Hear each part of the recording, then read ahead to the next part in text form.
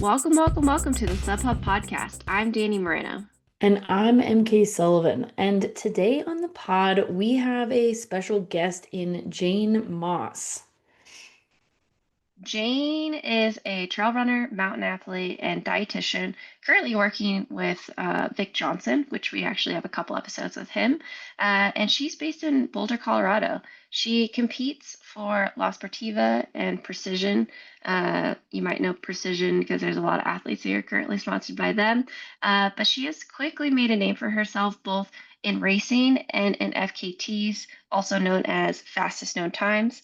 In this episode, we dive into her journey, how she got into trail running, her recent women's FKT on the Grand Teton out in Wyoming, and what it means to have earned a spot and now be representing Team USA at the upcoming World Championships in the short trail event coming up this next weekend.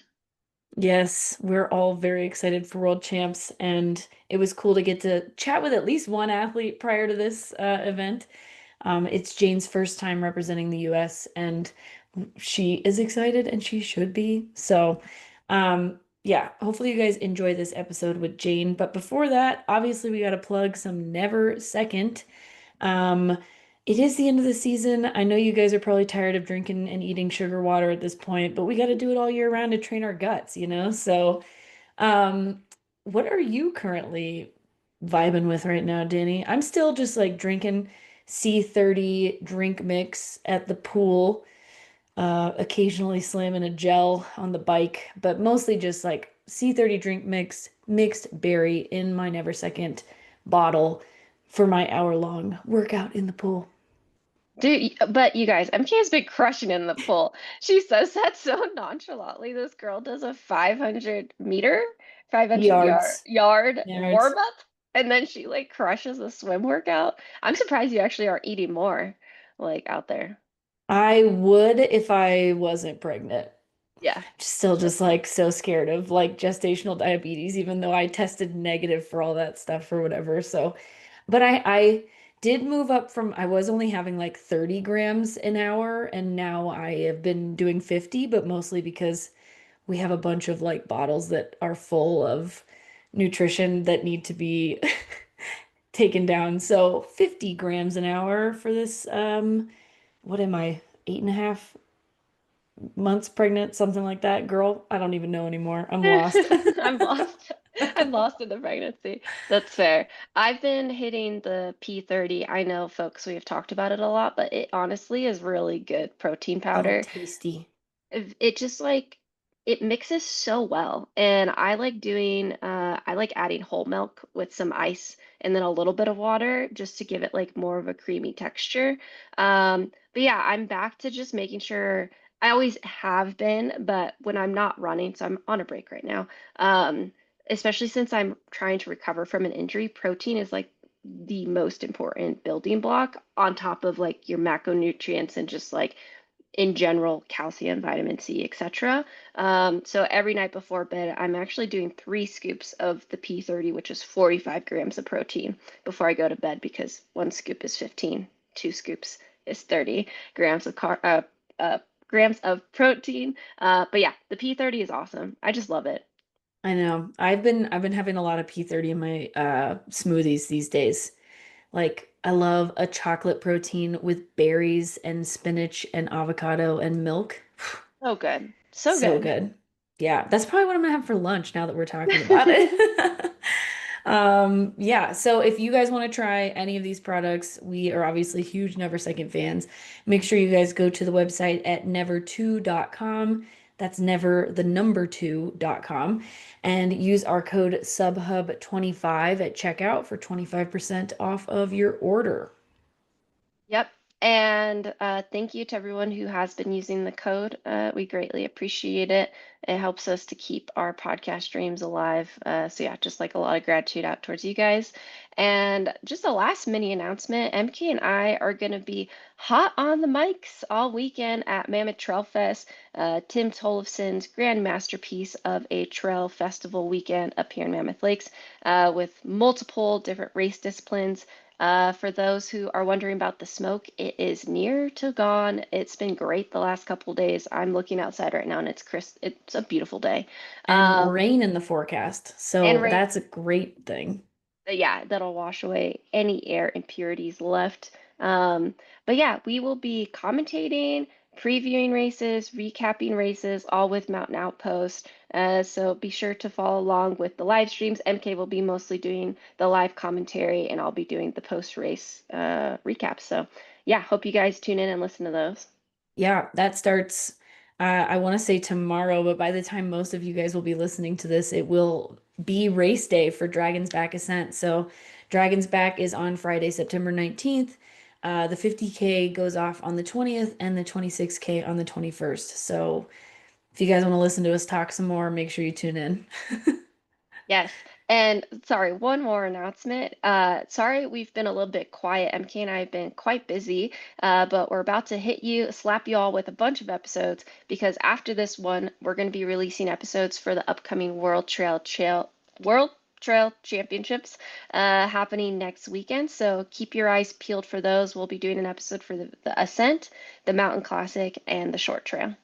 Yeah, we do love our long trail team as well, but obviously this is the Sub Hub podcast. So we'll see you guys many times over the next couple days. And please enjoy this episode with Jane Moss.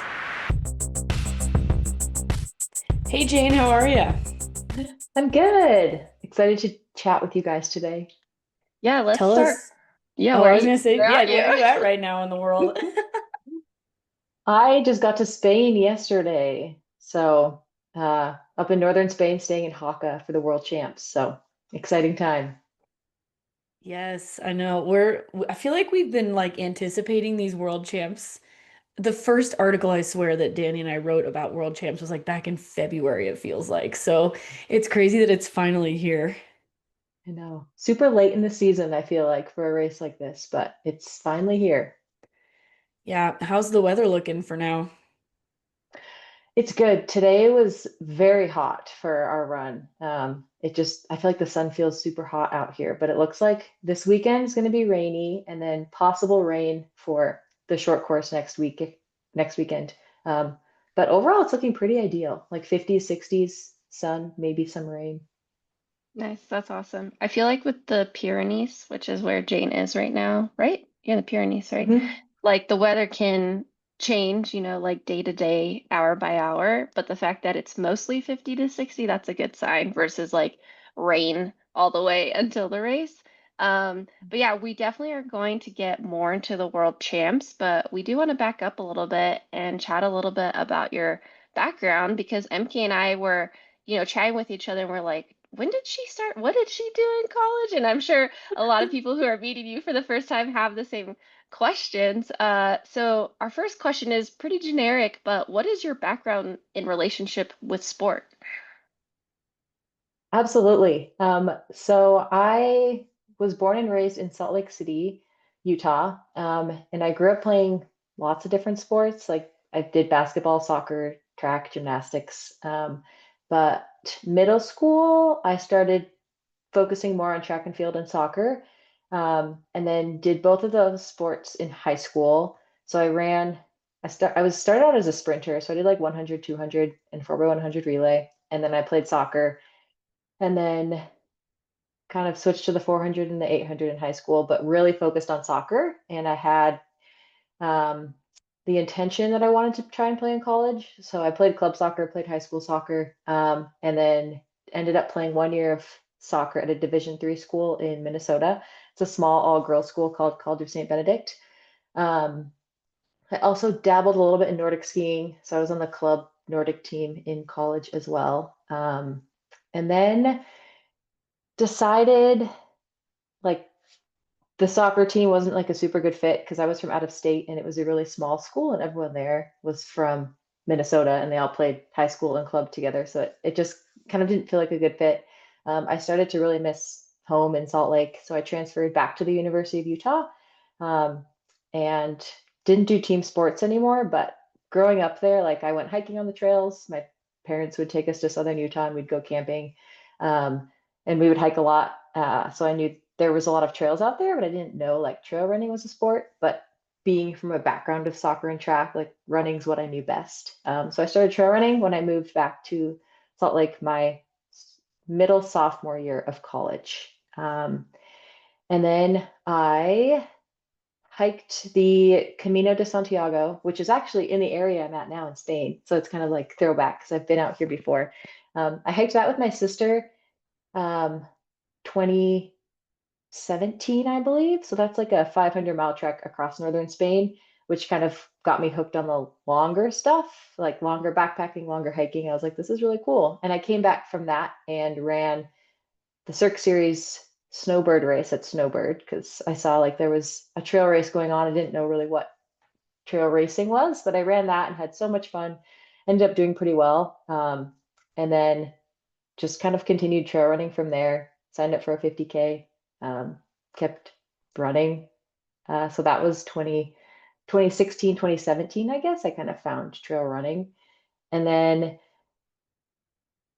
put in a lot of miles, but didn't really know what I was doing until 2019. I started working with Anna Mae Flynn. She was my first running coach. And then COVID hit in 2020, so there weren't really races, but I was running a lot. And then I hit an injury cycle. So 2020 through 2021, I had a lot of hip and knee issues on my right side. And then kind of started to figure that out. Had a solid year of running in 2022. And then it all popped back up again for 2023. So it just feels like since 2020, it's kind of been, I've almost found success in trail running, and then I'll like take a bunch of months off and then I kind of get back up there again. And then 2024, so last year, I ended up moving to Boulder just for kind of a fresh start. Wanted to put more time into trail running. And since 2024, like I feel like I have a good toolbox built up to like manage my injuries, doing more strength training. So I've just kind of put more emphasis on running over the past couple of years. And so yeah, I guess that's kind of where I came from and where I'm at now. That was very helpful. Thank you.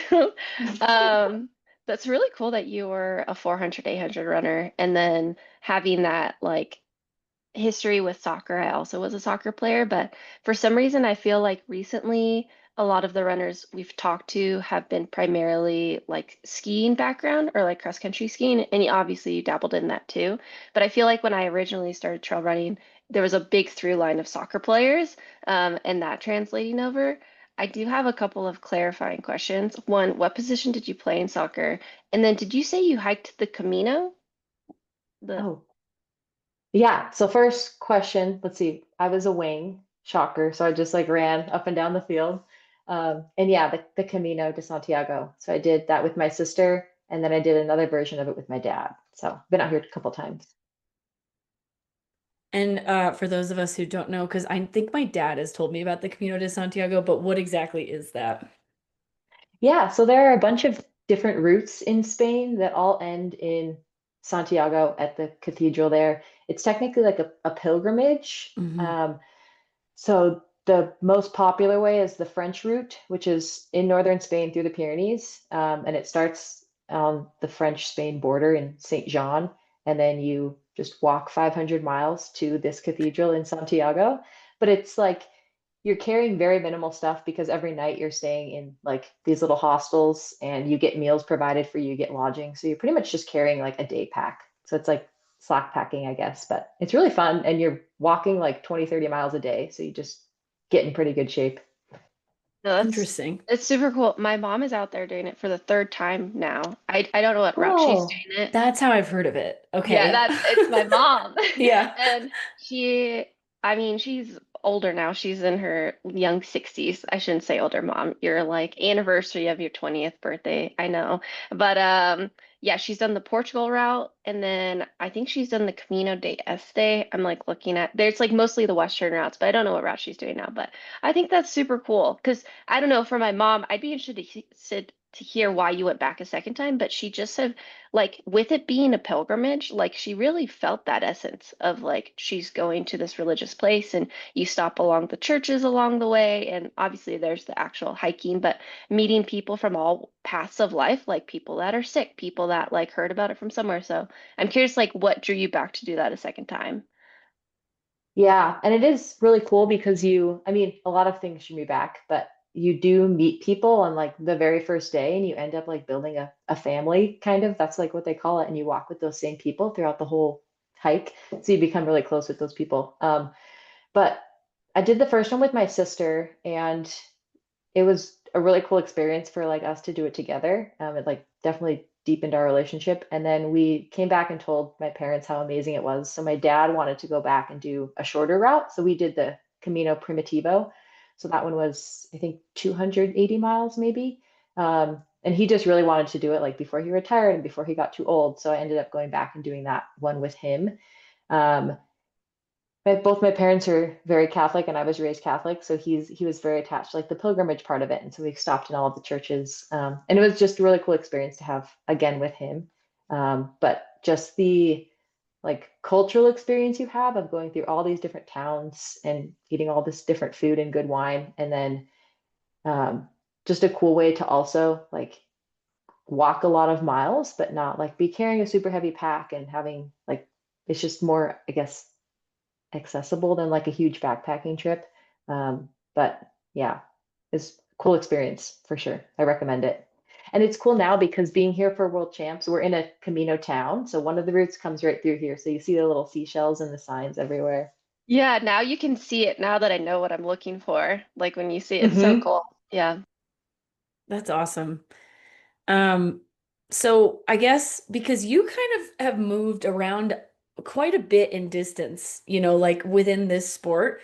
And so it sounds like your journey almost started with like this long hiking, just like spending time in the mountains. Is that kind of why you started in the longer distances in the sport before kind of like coming back and dabbling in the short trail stuff? Yes. So I also did before kind of getting into trail running. This was the year after I did the Camino with my sister. I backpacked the Colorado Trail. And those two experiences really got me like, I love long days in the mountains. So then I came back from that one and was like, why not sign up for an ultra? So it was a 50K. That was my first, I guess, ultra distance. Um, but yeah, definitely just like long time on the trails. And I didn't really know what the sport of like trail running was too much. Like I had friends that trail ran, but my mind jumped to ultra running. I was like, oh, you have to do ultras. So those are kind of the trail races that came onto my radar. But definitely the long contemplative hours in the mountains drew me to the long distances. No, that definitely makes sense. I could see that correlation for sure. And so you said that you signed up for your first race. This was kind of like when we first started, and you said you had a lot of fun. It looks like that one was in Park City, so somewhere near you, the North Face Challenge. Is that correct? Okay. Yep. And then you did Bryce Canyon Ultras and then Antelope. So a lot of stuff in Utah. Were you just like curious, or I don't know, at least for me, like when I was younger, I didn't have enough money to actually like go and travel, across the US. But I'm curious why you kept picking races in Utah to start. Hmm. Definitely a convenience factor because like I live in Utah and these are trail races in Utah. I had like no knowledge of the sport. Like I didn't know there were certain races you were supposed to run or like certain races that get you recognized or things like that. So I would just like look for races that were close to me, that like my family could come to because they're super supportive of me. So I'd say a big part of it is convenience, and also Utah has a lot of cool races. But I mean, I just getting into trail running, I would never think to like travel for a race. I was like, there are so many here. Why not just run a race that's right close to me? When did you start doing Cirque Series stuff? Because that's kind of how I guess like heard of you for the first time was through Cirque Series. And those races, you guys are so lucky to have those. I mean, now you live in Boulder, but at the time, like so lucky to have those like in your backyard. So tell us a little bit more about yeah, just those races and how they kind of shape your experience with trail running in Utah. So my first trail race ever was the Snowbird Cirque Series in 2016, and back then they were the Discrete Peak Series races. So that was just like a local race that I had heard of, and I was like, this sounds fun to do a trail race. I feel like they've been very formative in me becoming a trail runner because I've done them now for almost 10 years. I haven't done that many, but that was my first one was at Snowbird. And then I did Deer Valley, which they don't have anymore. And then I did Brighton, which I tripped at mile 2 and broke my nose. There are like pictures out there. I had to get surgery. So that was my first DNF at mile 2. Um, and then they started the ones in Colorado and Wyoming and just kind of moved them around. But I became decent friends with Julian Carr, the race director of that. And now one of my best friends, Steve White, is the new race director.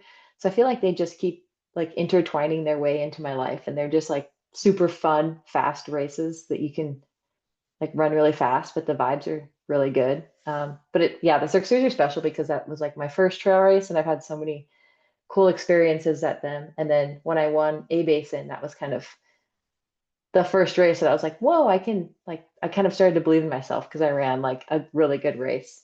So I feel like that was a super special race for me too. So I don't know. I love the Cirque Series. Yeah, I was gonna say if you can like elaborate on that for people who have never checked out a Cirque Series race, like why is it that you love them so much? So they are like between 6 to 10 miles steep races at ski resorts. So it kind of gives you a taste of maybe like sky running or running in Europe or something. So they're just steep and short. And so many people of all different like experiences in the sport come out. So there are people that are racing really fast to win them, but then people that are hiking the courses and they're like super inclusive of everybody and the vibes are really fun. Good music. They also have like decent cash purses, which is not always something that you find at races. So I think that's really cool. But they're all at different ski resorts in different states. So it's just cool to be in different environments, and they don't totally destroy you because you're done in a couple of hours, which is really fun. And they're just kind of fun ways to race while like in a big training block, or if you're training for another race, it's a good thing to just kind of throw in to get a fun race experience.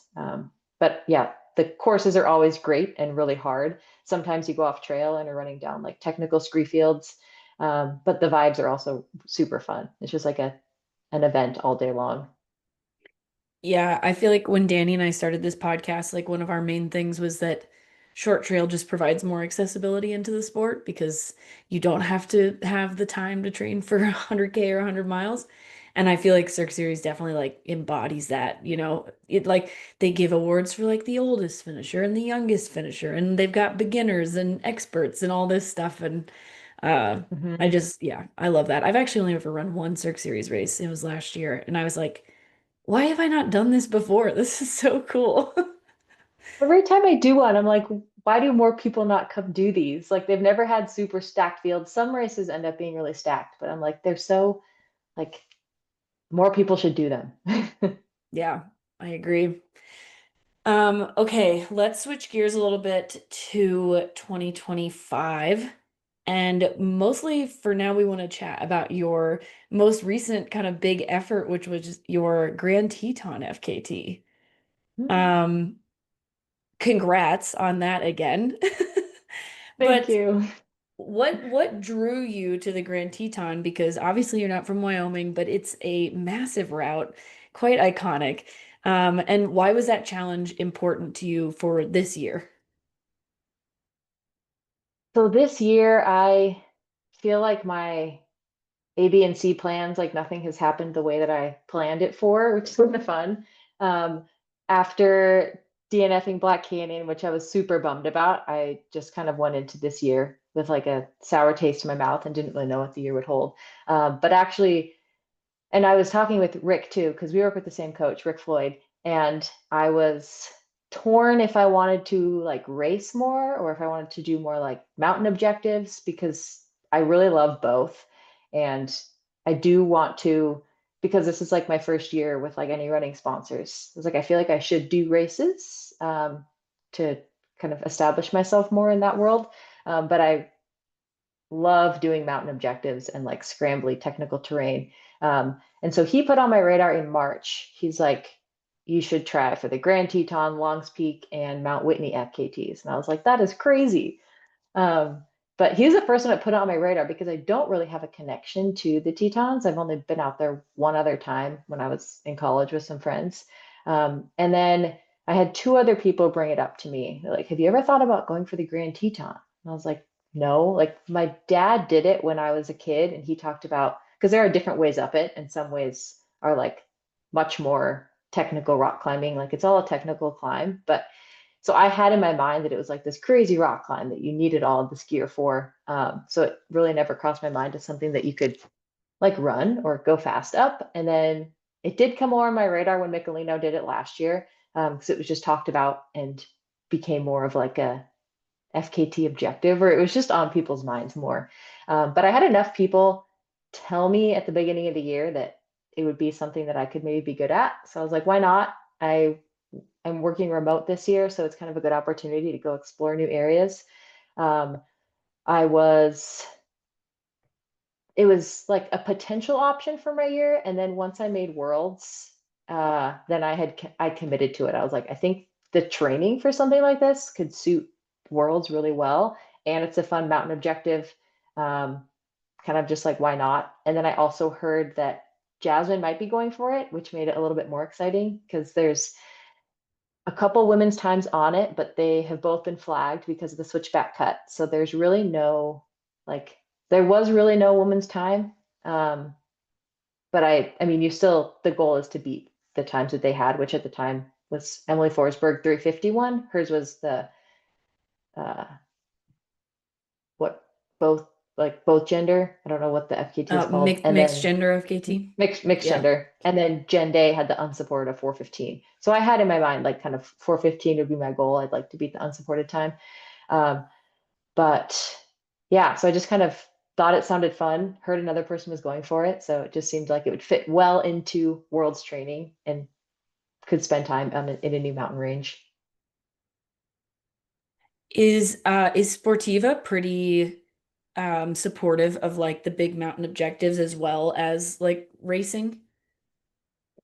Yeah, they're very flexible with kind of whatever I want to do as an athlete. Like they don't incentivize FKTs because it's like inherently most of them are like a lot of them are dangerous, so they don't incentivize that. Like they do incentivize races, but it's very much on me kind of what I want to do. And they're supportive in like building stories around if I want to like write about it, or like they've reached out to a lot of people to like interview me, and which I didn't foresee any of that happening. But yeah, that's part of the reason too that I was drawn to that brand, because they like place an emphasis on mountain objectives, but also like racing. So Yeah, it seems like from a very bird's eye view, La Sportiva and the North Face are the most supportive outwardly, like will put stuff on social media and everything when their athlete does like a mountainous FKT.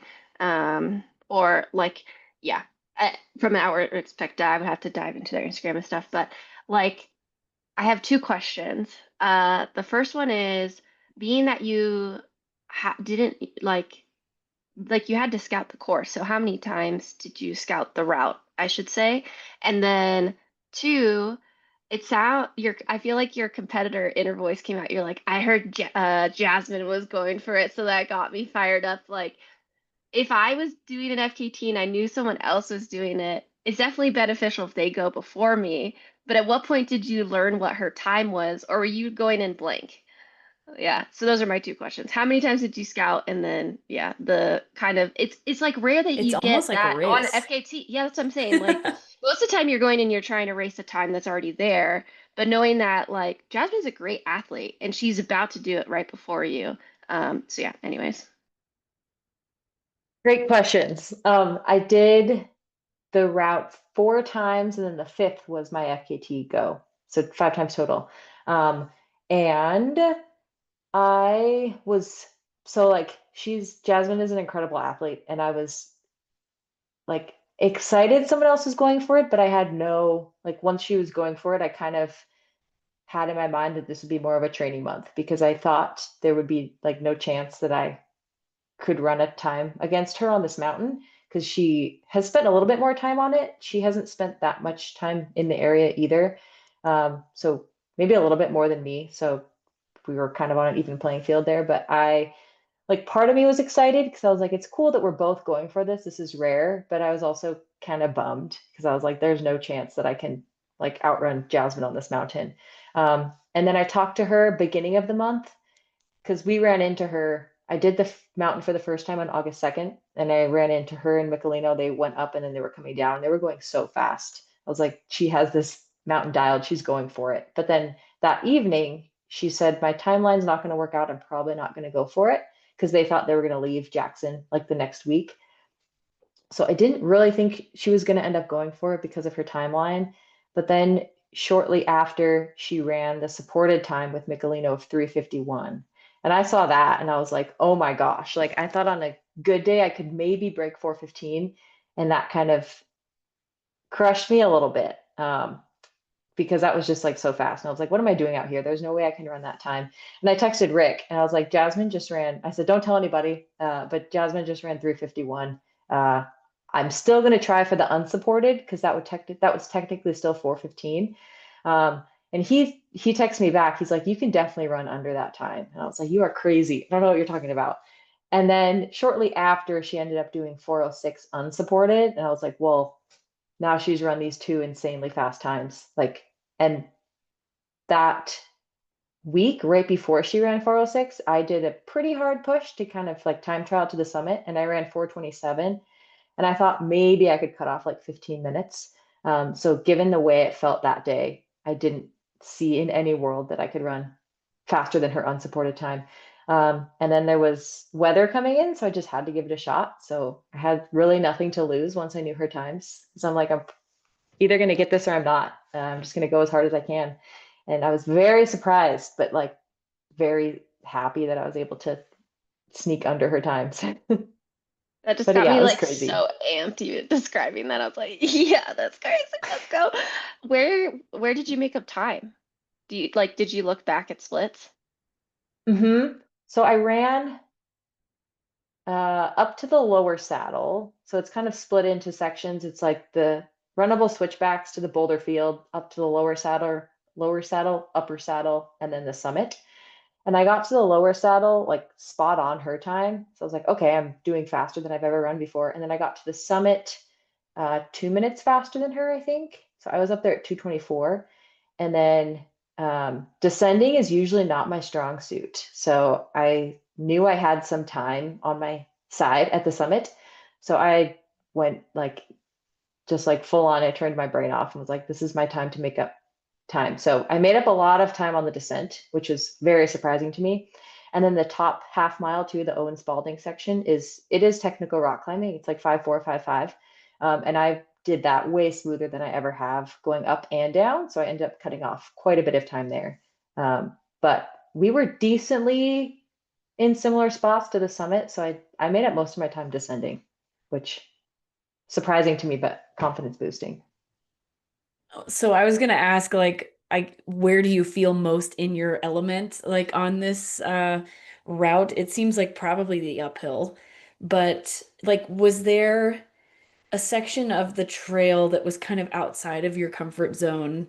I mean, it seems like you're a pretty like well-rounded mountain athlete. I couldn't do any of that, so I'm like incredibly impressed. But like, yeah, were you ever outside of your comfort zone, running it harder than you had on like the previous attempts? I would say like you do have to know exactly where you're going on the top like half mile to mile because it is like you need to go the right way or you might be in way harder rock climbing than you're anticipating. Um, so I every time up to my FKT effort, I was a little bit in my head on that section because it is exposed. It's like hands and feet. Parts of it are icy, which you have to be super careful on. And the day I went for it, the catwalk section, which it's like this little walk across section, but it was pretty icy. So I slowed way down there and got a little bit spooked. So I would say if I were more comfortable on that top section, I probably could shave off like 2 to 3 more minutes because I'm just moving slower and more cautious in that like technical terrain. But on the actual FKT attempt, I was like kind of in like a flow state, I guess, where that didn't really scare me that much. I was definitely moving slower because it's harder to move on, but it it wasn't as out of my comfort zone as I anticipated it to be. And then between the boulder field and the lower saddle is just like a scree field, and there's like 4 or 5 different climbers trails that you can go any direction. So that part's always pretty hard to navigate, and it's very slow moving, just like loose rocks everywhere, which I feel like is hard for anybody to move efficiently in. Mm. Um, but that was the part that I think I was the weakest on and was just starting to get frustrated because it's like so slow moving and you're like, why can't I be going faster than this? But all in all, on the day I got the FKT, I felt like comfortable on the whole route, which seems like things just fell into place at the right time for me. Yeah, well, I was gonna say 5 4 5 5. Like once your heart rate has already been up, like if you're just walking up to that, it probably, I mean, it sounds like the day of the FKT, it was the perfect day, and we love those days, or near perfect day. But yeah, I feel like that's no joke. Like, trying to calm your heart rate down, you're like, all right, now we're gonna rock climb and focus. That is so freaking cool. Yeah, huge, huge congrats on that. Now that you've set the women's FKT on such an iconic challenge or course, mountain route, we'll say, like, are there any ones you're eyeing now that you're like, oh shit, like that's a big deal, Jane. Like that's huge. Thank you. And yes, it was confidence boosting to me for sure, knowing that like, oh, maybe I can put up fast times on other things. But I've always had, being from Salt Lake, there's the Whirl, the Wasatch Ultimate Ridge Link Up. That's been on my bucket list for like 6 years. And I've always had people telling me like, you should go for this. And I've done all the sections of it. I've just never pieced it together. So I was going to do that this month until I made Worlds. So that's on my bucket list for hopefully next year. Um, and then the LA Freeway, since moving to Boulder, that one's in Longs Peak to north and south of Arapahoe Peak. So that's kind of similar. It's like 18 miles with fourth, fifth class scrambly terrain. Um, the Longs Peak FKT is also on my radar. Rick had it on my training plan to do 2 weeks ago. He's like, wrote it as my training, Longs Peak FKT. I was like, I don't have time for this, but that's one that would be cool. Um, Also, the Colorado Trail would be a cool one to go after because I've hiked that one. It's not technical, it's running, but it would be That's a so long incredibly one. hard.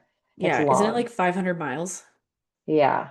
It's So I don't know if I yeah. have the mental capacity for that, but It seems like you probably do, having done like the Camino a couple of times, and I don't know, just now you've trained for some 100Ks and 100. I mean, I'm sure at some point if you're trying to get a golden ticket at Black Canyon, you're prepared mentally to train for 100 miles. So, I mean, it seems like, most of those women that do long trail stuff like Tara Dow, or even like when Courtney went for it, like the training isn't too incredibly different. It's more just, yeah, like the mindset obviously behind it. mhm. Yeah, I've had a hard time deciding though, like even with objectives I want to go after, like short races or long races, I'm like, I just want to do a little bit of everything. I can't decide what I want to focus on. yeah, I think just keep doing that. Like Yeah. you should always just do what excites you the most because that'll make the journey so like when you're faced with challenges, it's so much more to see them as like opportunities of growth when you're pursuing something that you're actually really excited about. So if Hmm. you feel like you just want to dabble in a bunch of different things, like you should do that. But yeah, you setting this, it was just so cool. MK and I both like just seeing like Jasmine's post, like, oh, she broke it, and then seeing your post, and then like, oh, it's just like because there's been kind of this fun display of like challengers on like the rim to rim to rim for years. People have gone after that. And I think it's been really cool that as a community and a sport, both on the women's and men's side, we've been able to push those times to be quite fast because people see it as like a cool opportunity. And so now seeing that more in like the mountaineering and mountain space of like trail runners applying their speed, but also having the mountaineering skills, like Elise Poncet like destroying the Mont Blanc FKT this year. And historically she raced, whereas I do want to say like there is like alpinists and mountaineers, like there's a skill set they have that I think you takes a lifetime of work at times, but finding this cool in between ground where athletes like yourself can like really pull these times down is so exciting. And like Olivia Amber's like Norman's 13 too. Like that's something that I was wondering if you were going to mention because I was like, that'd be perfect for you because it's like climbing, high altitude and stuff. But anyways, just huge congrats. Like thanks for pushing the sport forward on the female side with stuff like this. It's really cool because there's some little girl that saw your article in Outside Magazine is like, I want to do that one day. So cool. Thank you. I do think it's cool and unique too that we were both kind of going after it because you don't always see that. So it's like kind of race vibes in a FKT realm. So that was really fun. Yeah, I love it. So you mentioned kind of at the top of the FKT that you felt that, or you and Rick, I guess, felt that going and training for this FKT would be beneficial to World Championships. And so just kind of like on the surface first thought, like what did you take from training for a big objective like that that you're going to take into the World Championships? Hiking abilities. I wouldn't say I'm like the strongest hiker. So doing something like as steep as the Grand and having that technical terrain, like you're forced to hike a lot because it gets so steep. And I mean, the climbs in the world's course are massive and you gain like over 1,000 feet in a lot of the miles. So you're going to have to be an efficient hiker. Um, I've also never done this much vert than I have over the past like 2, 3 months. And when you do the Grand, like you get 7,500 just from doing that mountain, which is like more than I've ever done in a run. And doing that multiple times in a month, plus like other runs, like my weeks got very high vert, which I've never done before, but I think it'll be very beneficial to the world's course because it's very vert intensive. Um, and I mean, there are a lot of good places in the US, like I don't know, California, Colorado, Utah, Wyoming, all these places have really great mountains to train in, but I feel like training on the Grand Teton is like what I assume similar to running out here, just like steep, straight up a mountain. So I think that'll translate really nicely. Um, but in general, just like so much time on feet. I haven't done very many workouts, but just spending a lot of time on feet and doing a few hard efforts, I think will translate hopefully really nicely to the world's course. Yeah, I recently have become a time on feet disciple and I get it now. So I think it's gonna translate 100%. Let's back up. So for everyone listening, Jane just set her FKT end of August, but before August, right? It was like August 20 something The that you FKT? Oh yeah, August 22nd. Right, so second, yeah. Going back to June, she earned her spot on the world's team well, that was a result that was highly considered at Broken Arrow 46K. So Broken Arrow happens, you just miss the spot. How was the feelings in that moment? And then, progressing to learning you had been selected for the USA team. Broken Arrow, like it wasn't I wouldn't say it was necessarily my goal going into that race to qualify for the team. I've done Broken Arrow before and it's like a really fun race. And I've been trying to do more competitive races because I've raced a lot, but never against super deep women's fields. So this was like an opportunity for me, like how can I actually stack up against these strong runners.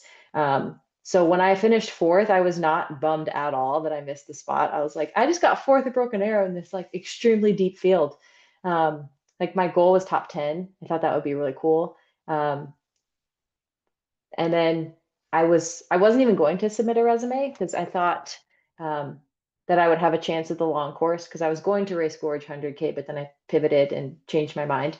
Um, so I wasn't even going to submit my resume for this race, but once I got fourth and people were like, you chances are high that you could make the US team, so you should submit your resume. So I did. And then I was hopeful with fourth place at Broken Arrow that it would get me a spot on the team. But once I officially found out, I was like, it was pretty unbelievable because I didn't have that in any of my potential plans for the year.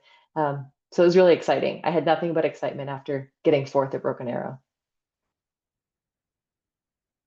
Muted. Sorry, I was still muted. So I guess it sounds like you had to like kind of adjust your whole mindset for the whole year. I mean, you started earlier you said that Black Canyon kind of just like crushed your spirits at the beginning of the year. I'm assuming you were going for a golden ticket and you ended up dropping out, which is always a bummer, but then you get this opportunity to like be on a world championship team, which you did not plan for at all. So like, did that change the rest of your race schedule in the middle as well? Or like were these shorter races that you had planned in the middle kind of always going to be there? And then you had also just hoped to be on long trail? Or did you and Rick kind of change everything around once you made the short trail team? Hmm. The Cirque Series races, because La Sportiva bought Cirque Series this year, I had the intention of doing like a few Cirque Series throughout the summer. So those were on my plan. And then I didn't really race much. I mean, I did Broken Arrow and then I did the Cirque races, which I had planned for. And then being out in Jackson, I ended up doing the Rendezvous Hill Climb just because I was out here. I was like, that looks fun. I'll do that. But I was also signed up for Leadville 100 before making the Worlds team. So I was potentially going to run that. I was very excited when I signed up for it. I was like, okay, I didn't get a golden ticket. I'm not doing Western, but I can do Leadville. So that was one of my plans. But then I didn't really feel like I wanted to run 100 miles. So after Broken Arrow, that confirmed that when I made the Worlds team, I was like, well, this is the best excuse. Now I am not, this is not the year to do my first 100 miler. Um, but yeah, it's kind of been a year of a bunch of random races mixed between, because I did Lake Sonoma 50 mile and then I did Broken Arrow and then a bunch of these little short races scattered in between. But once I made Worlds, I was like, that's going to be my focus for the rest of the year. Um, so a little bit of both. Some things changed, some things didn't. It's funny to me that both you and Helen, I mean, you were into Leadville. Helen was hoping to get into Leadville, and I then you know. both end up on the short trail team. I know, quite the opposite types of races. It's like a flat-ish 100 miler high altitude, and you're going to like the most technical short trail race of the year. That's awesome. That's cool though. I think kind of what we were talking about though, like embracing what excites you most. And both of you guys thought that was an exciting, well, you ultimately didn't decide today, this year, but maybe a following year that would fire you up. And I feel like that's a really understated comment that you said when you're like, I don't feel like running a 100 miler because I don't think that's a race that you should force like running, like that sort of distance, or else you're just kind of struggling out there. Um, Hmm. so you kind of have touched upon it a little bit, but I just wanted to get like a couple of specific stats. But you said that this summer, so you were you trying to get a golden ticket at Black Canyon? Is that why you were That bummed? Okay. was that was my hope. Yeah. That just adds to the wonderfulness of this year for Eugene. That's awesome. Okay, try to get gold ticket. Maybe tried to do, you didn't do Gorge. Then you shifted, you did Lake Sonoma 50 miler, which you crushed. Uh, Broken Arrow, get fourth when you were aiming for top 10. Make the short trail team, do a Cirque Series and Grand Teton FKT. But you did allude to the fact that you did more vert than you ever have in your life. Like, what are some actual numbers, like week by week, that you were kind of playing with compared to previous training? I would say most of my training prior, like I'll look at the last couple of years, my sweet spot's like 65 miles with like 8 to 10,000 feet of climbing. I feel like that's where I feel really good and stay injury free. But the past, like since Broken Arrow, I've been doing like, I would say still 60 to 70 miles. Some weeks I get up to like 75, but I've been getting up to like 18 to 20,000 feet of climbing, which I feel like it's all relative. Like that's probably not a lot to a lot of people, but for me, that's like getting up close to 20,000 is a lot for a week. So that's where I've been at for the past like 3 months, like 60, 70 miles. Some weeks it's even like 45 or 50 miles with like 18,000 feet of climbing. So it's like a lot of time out there, but not a ton of miles. So I've been trying not to think about things in miles because spending 7 hours scouting the Grand Teton and you get like a 14-mile day, but it's still like a lot of time out there. 18 to 20K is quite a bit over like 60 to 70 miles. Yeah, that's beefy. Yeah, because I was thinking like maybe one of my biggest weeks is like 23K, but I think I was running like over 100 miles like with that.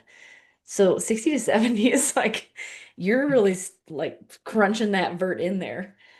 Yeah, don't I sell feel like yourself short big is what MK's saying. Yeah.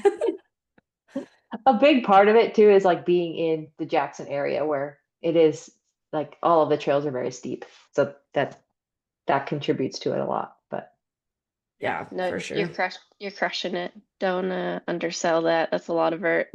I feel like thanks. I'm the same. Like I love 7 to 10,000 feet of vert a week. Like I can do that all year long. And then in the summer, like anything above 12,000, I'm like, this is hard. This is a I'm lot of freaking vert. doing the Mhm. damn thing. I'm hiking too much. Like I just want to run.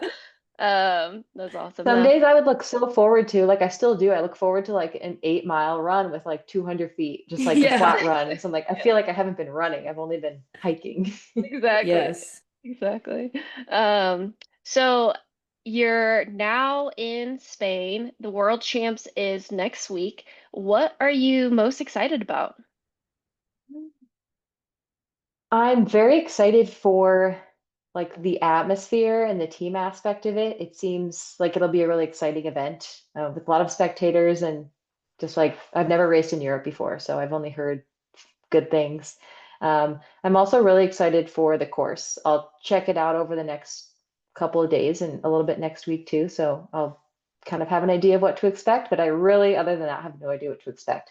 So it's going to be really fun to be running on new trails in a brand new place to me, with a lot of extremely talented women. I think that'll be really fun. I have really no idea who's running other than the people on the US team with me. So that'll be a surprise, to see kind of how I end up doing. But I would say I'm most excited for the atmosphere and the course itself because it sounds like it's very hard and it's going to be just a really crazy experience. Hopefully the weather holds out for it. Yeah. I I'm curious, like, and maybe you don't because, you're just like going into this, like you said, a little bit blind, which I think is awesome because I wish I could let go like that and not look things up. But do you have any personal goals for the race? And also, because I know that you have run with like several of the women on the team throughout the year prior to this, like, have you guys talked about any team goals going into this race? So I'd say first of all, my expectations, I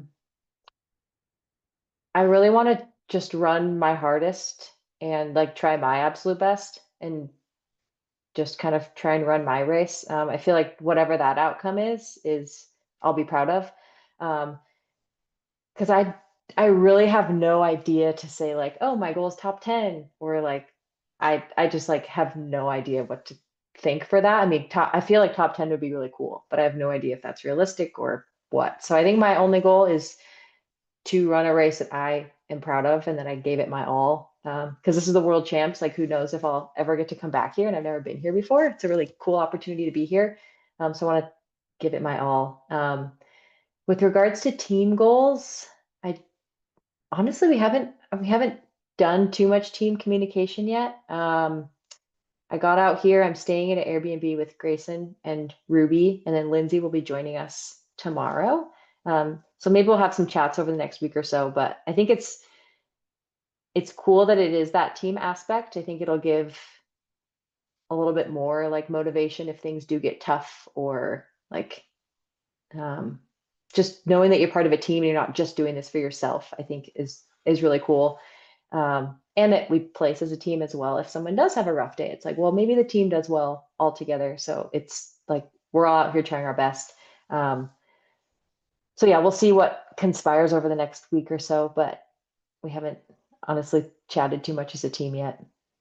Yeah, the team aspect is something that is like so unique and Mhm. I feel like that's like the main reason I'd like to be on a world's team again is just to like experience that because I ran in college, so I got to do stuff like that, for 5 years and getting to do it as an adult in this like completely different sport in a very different way was so cool because you're totally right. Like when things got hard out there, like I remember thinking it doesn't matter. Like you are here to, you know, try to get as many seconds off of your time as you can for Kimber and Claire and Jen. And like, it does not matter what is happening to you, just keep moving for them. It's super cool. I'm very excited for you guys.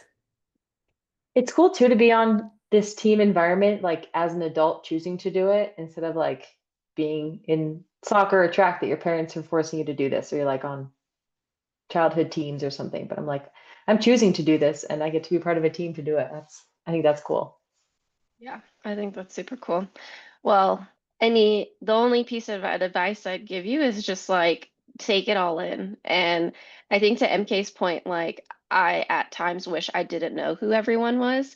And so I would say just like embrace that. Just like race the field. Don't like look up their stats or anything and race as hard as you can. And you 100% could be in the top 10, like 100% and believe that. And yeah, just like race your heart out because it, like you said, it's such a cool opportunity. So yeah, it's cool. I'm so excited for you. Yeah. Thanks. I I'm have very excited. I have one more question. Which USA kit did you end up picking for race day? Obviously the speed suit, Yeah, the right? speed suit, right? We didn't get the speed suits. Oh, bummer. I brought everything because I am indecisive and I don't know what I'm gonna wear. It also depends on the weather, kind of, but I Yeah, really like there's like a crop bra type top with holes in it. And then like short, loose shorts. I that's feel what like I if the went weather with. holds out, yeah, okay. The weather holds out, that's what I'll wear. I also like the tank with the holes in it. Um, I hope it's not. I think the striped red, white, and blue leggings are horrendous. So I hope it's not like I cold haven't seen enough for those. that.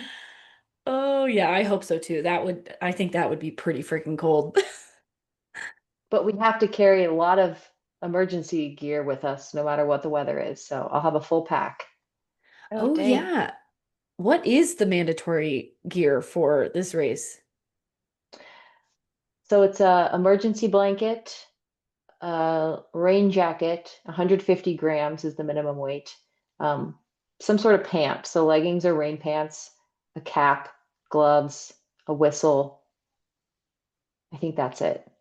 Oh, Seems that's like a not lot bad. to me. No, It's it'll not? pack down Okay. super small. Yeah, you got that. Yeah. Definitely get some Ziploc baggies, push it in as hard as you can. Yeah. Hmm. Vacuum seal those things. Dang. And all our fuel labeled, everything we're using with our name and bib number. For That's like awesome. aid station purposes? Hmm. Oh, And they okay. say if and for like littering, I guess if they find something with your name, you'll be Damn, disqualified. Yeah. that's I'm for serious that. business. Yeah, I like Sick. that. Hmm. Dang. Well, thanks, Jane, for joining us. MK, do you have any other questions? No. No, I just Okay. needed to know about the speed suit. No, that's fair. Um, yes. I was gonna ask you what's beyond this, but you know what? You just focus on what's coming up next because that's huge. But yeah, thank you so much for joining us. It has been an absolute pleasure. Can you share where people can find you and if you want to share any thank yous and stuff like that? Yes. So I use Instagram. It's just underscore Jane Moss underscore. All my Strava is public. If you want to see my training, you can just look me up, Jane Moss. That's pretty much all I use. Um, I will thank, I guess I'll do a shout out to Rick, my coach, also MK's coach. He's been instrumental in keeping me healthy these past couple of years. I feel like that was my one issue was like running through things I shouldn't run through and not knowing when I can run through certain things. So he keeps me very smart. I think I would not have gotten here without his guidance. So big shout out to Rick. Um, yeah, thanks for having me on. Yeah, of course. And best of luck next week. We'll be watching, listening, waiting to see how you guys do. And thanks for joining us. Yep. This has Yes, been thank you this. so much. Thank you. This has been the Sub Hub Podcast.